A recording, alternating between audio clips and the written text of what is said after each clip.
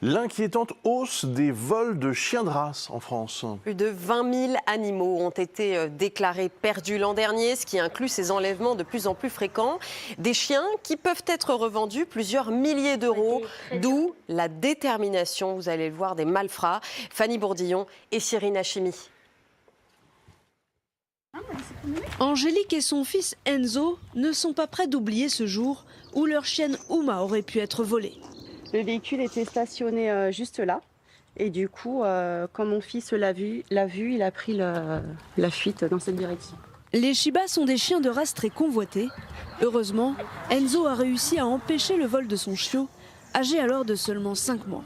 Ça aurait été très dur pour moi que moi soit parti et soit plus là avec nous et avec une autre personne malveillante. Depuis le début de l'année, dans cette petite commune de Loire-Atlantique, on décompte une dizaine de vols de chiens. Les malfaiteurs ne reculent devant rien, même si l'animal est tatoué ou pucé.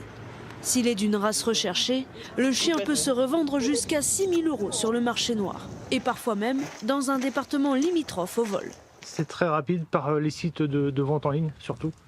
Donc on peut acheter facilement un chien sans papier et les gens ne sont pas très regardants quand ils veulent une race de chien particulière. On va aller voir si le chien est rentré dedans. Lors des rondes, les policiers municipaux sont désormais plus attentifs aux chiens. Le vol d'un animal est passible d'une peine allant jusqu'à 3 ans de prison et 45 000 € d'amende.